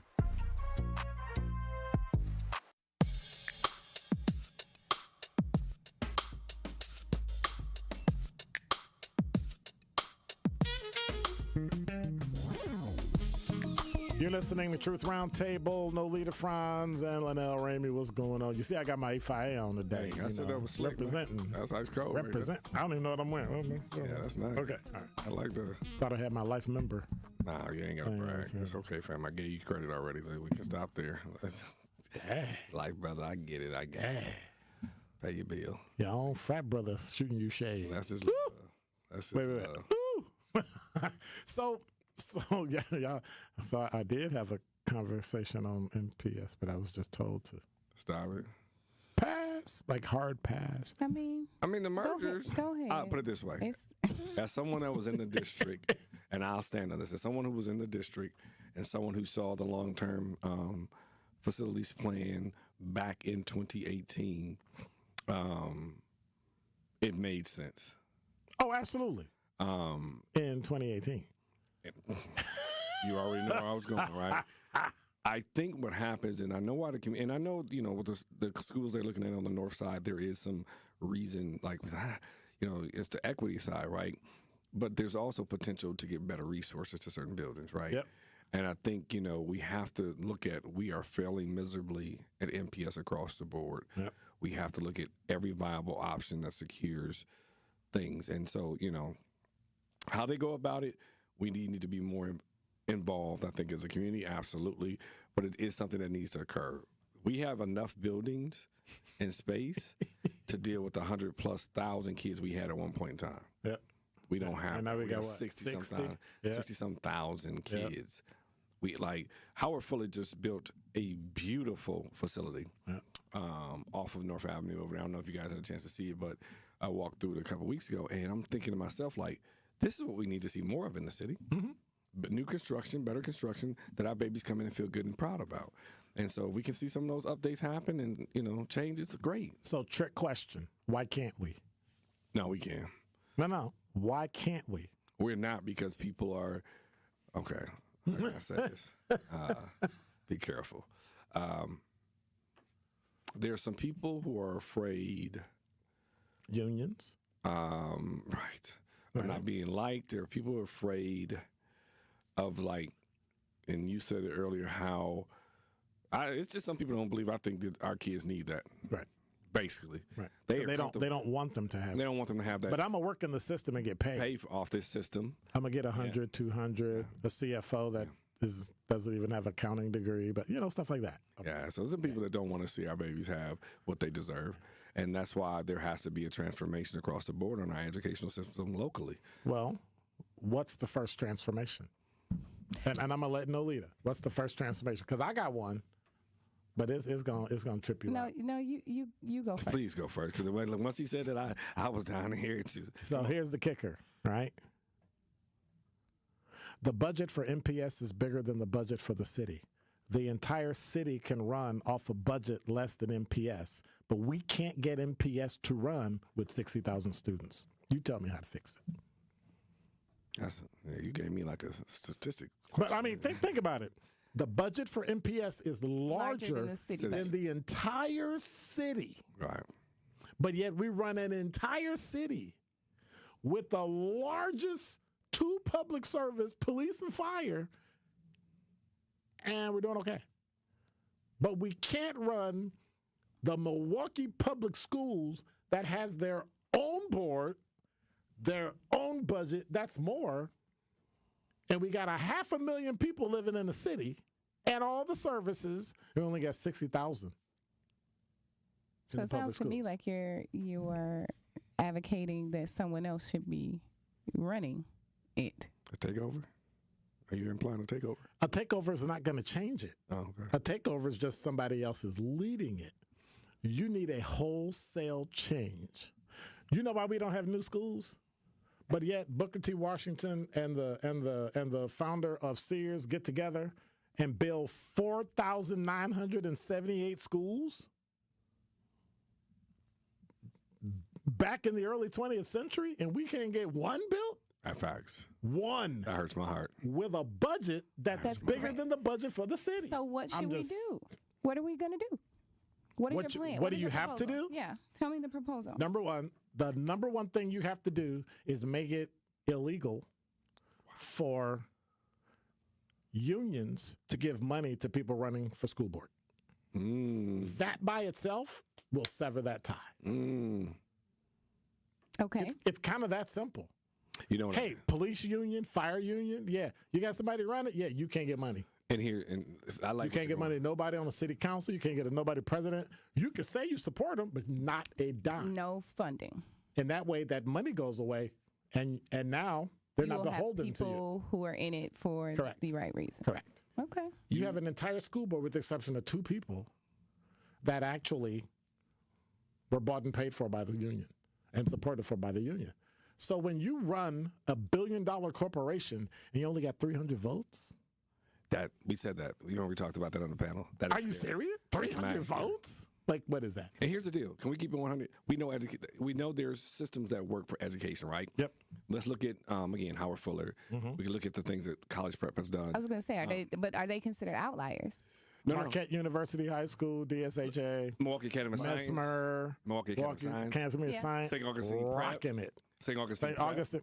So we know there's systems that work. Yeah. But to your point, and when you just said it, you eliminate the connection you have that a board seems to have, the power, right? So we do have to eliminate, I think, that piece of it. And the union hates to hear it because they were sweeping down there for kids, right? And but then the actions that you have, and that's what's scary. I feel like this has been such a conversation about MPS for as long as I can remember. Mm-hmm. You know what I mean? And you're only 26 years old. Okay. Now we're going somewhere. Let's go. We'll go with that. And so the fact of the matter is, I do agree with Dr. Harris when he says that there has to be just a fundamental shift. Like before, in order for anything to change, because again, rip off the Band-Aid. To have been doing the same things the same way and expecting some type of miraculous result, but the cost of it is the kids, not cost. I'm not talking about the cost financially. What I'm saying, the kids, like. But that's a financial cost. You know what's scary though? But that are impacted. The kids of MPS. But here's the problem I have with the better. financial cost. And I know. Well, no. When I say financial cost, I mean the fact that kid, you're causing that kid to not be able to function in the economy and sell themselves and get a job and realize their potential because you're holding them back now. But what scares me about the financial cost when we think about even that is the per dollar that comes on a kid compared to a suburban. And then when you start to like the math thing, and then I know like, the taxes. Yeah. And then you just be like, wow. But that's never been an issue because their budget is over $1 billion.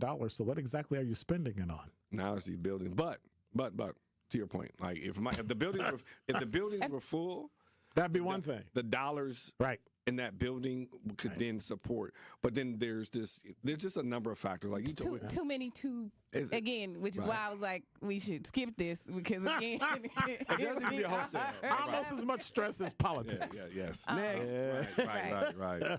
But in the end, we're going to have to do something. We're going to have to make a wholesale change, pull off rip off the Band-Aid and just say, from now on, this is what it is. People are still stuck on Act 10, right? Oh my God, Act 10 is terrible. And the police and fire pay into their own pension. Because y'all forgot to read the part that said, this is only 5 years. And in 5 years, y'all got to figure out between the union and the city, y'all need to figure out how much y'all paying. Because y'all paying 7% too. And now they pay 7%. But Act 12 was unnecessary though, but yeah. What was Act 12? The ridiculousness of taxing and okay. All right. Oh yeah. But yet we still generate these things and we have no way of stopping it. Right. And it's almost like every politician that comes in just reinforces what's already bad. And then all of a sudden you look up.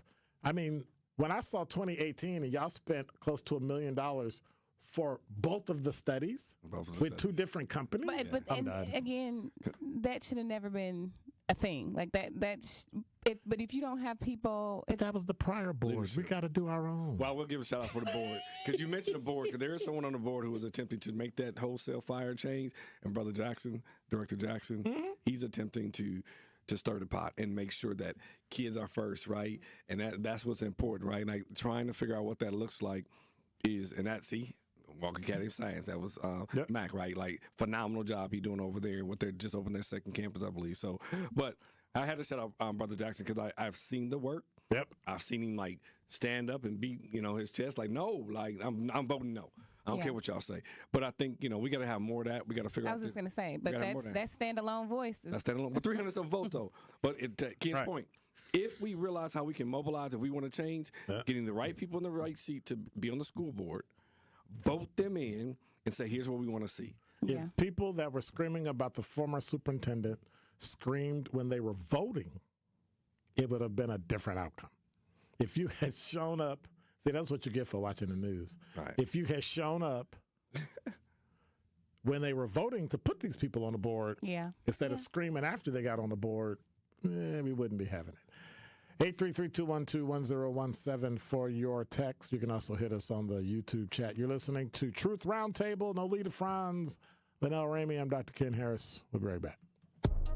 Don't touch that dial. More of Truth in the Afternoon with Dr. Ken Harris is next on 1017 The Truth, The Truth app, and 1017thetruth.com.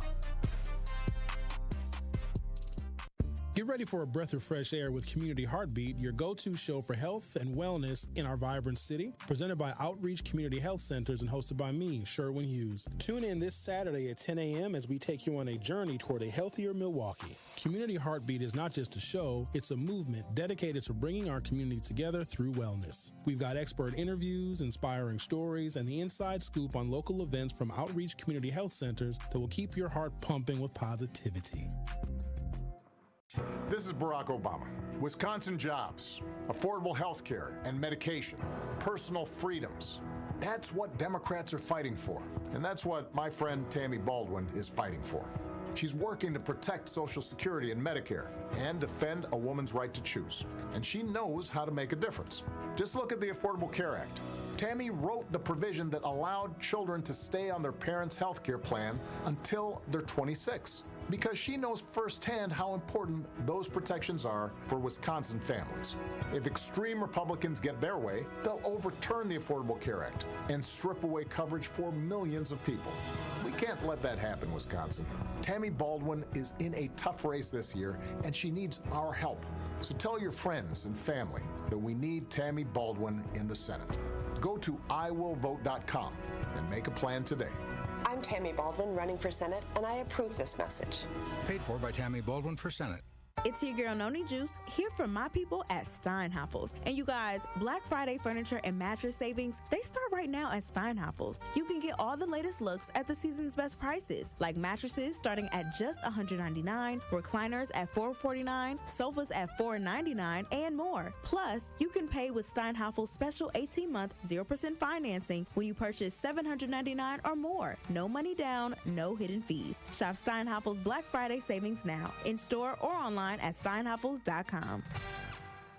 Registration is now open for Greater Milwaukee Urban League's Microsoft Certification Course. Classes start Monday, November 11th, 2024 through Friday, January 10th, 2025. Join them Mondays and Wednesdays from 9:30 a to 11:30 a with practice times available on Fridays from 9:30 a to 11:30 a. Earn your Microsoft certificate in PowerPoint, Word, and Excel, all with an in-person instructor. Work at your own pace and add new skills to your resume. For more information, visit tmul.org. Hurry, space is limited. This is Truth in the Afternoon with Dr. Ken Harris on 1017 The Truth app, and 1017thetruth.com.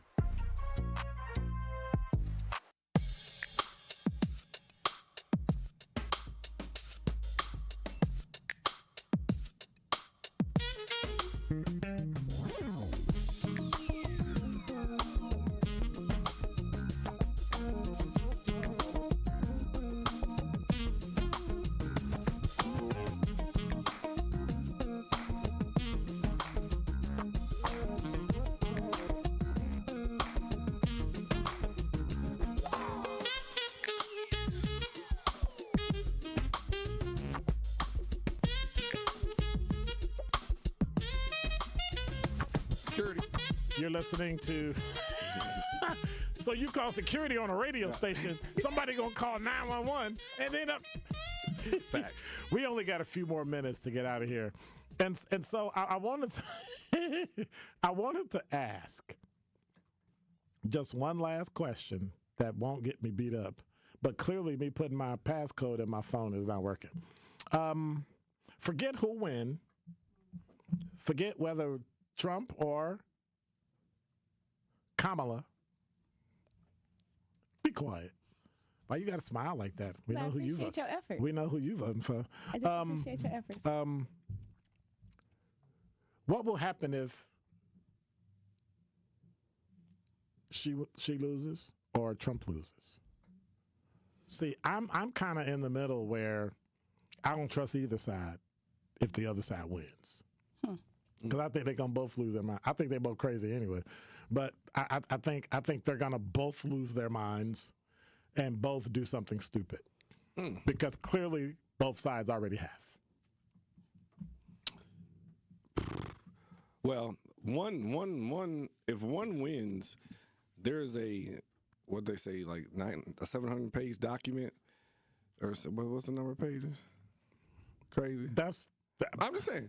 Ain't nobody gonna do that. I'm just saying. There's a document that somebody said if one party wins that this is the way they're gonna approach a blueprint of what they want. But I read it and it ain't. Well, the parts I read scary. It ain't great. It's scary. So you would have to move it into legislation first. I understand that's not gonna happen. It's not gonna happen. There are levers to pull. It's not gonna happen because the Democratic Party will probably take the House. Let's not find and the Republicans will have the Senate. And so I like that. Well, no, I'm only saying. I'm only answering your question, right? Yes. So to answer that question, and talk fast again. No lead of time. If it happens, the worry is what fight would have to happen to ensure that that document does not come into play. And so on the other side, if someone wins, we have an obligation, I believe, to transform and change how politics are playing, and in particular in the Democrat Party, which is expected to vote from us, black folks, and we need to make a shift and hold everybody accountable to what they said they're going to do. Yep. Couldn't agree more with the accountability part of it. I think that come November the 6th, we're going to wake up, and wherever you align, there's going to either be sheer disappointment or utter exuberation. Like it's going to be one or the other. But you're going to wake up feeling something. Right. Half the country is going to wake up feeling some kind of way. Right. And so I think that one party scares me to think that if it's the opposite, what would happen? But I will say this. We have the opportunity while everyone in the country is watching in terms of politics to hold people accountable for what they say they're going to do. Well, thank you. I appreciate that. Well, thank you both. I appreciate you being here. In the building. All right. It's 1017 The Truth. Dr. Ken Harris for Pella Windows and Doors of Wisconsin. Get the look you want for your home with customizable windows and doors that are quality tested. Pella's offerings include fold-away hardware, custom colors, ease of maintenance, shades between the glass, integrated roll screens, and noise reduction. Celebrate Gina Della from Pella's 60th birthday with a special offer. Put 0 down, 0% interest for 60 months. That's right, 0 for 60 for Gina's 60th. Certain restrictions apply. Book your appointment on or before November 8th. Get started today at PellaWI.com. It's been an interesting day. Thank you. Y'all waited till November 1st. One of us. I was trying to get to, do it in October, but, some people. Some people are so busy and have all these great organizations like Mentor Greater Milwaukee that are, doing all these phenomenal things. Appreciate it. Shout out again. That is a truth. That's a fact. That's a fact. Fact check it. Fact check it. Yeah. So congratulations. I know it's you all's anniversary piece and, taking over Milwaukee and doing training. Some other folks trying to holler at you. Hey, to do some group mentoring and all that stuff. I'm calling you out right now. Come on. Send him his way. Send him my way. This is what we do. Oh, we're going to put him in a headlock. He just couldn't make the last meeting. Yep. Yeah, let's get it. It's all about helping these kids. We just couldn't make the helping these kids.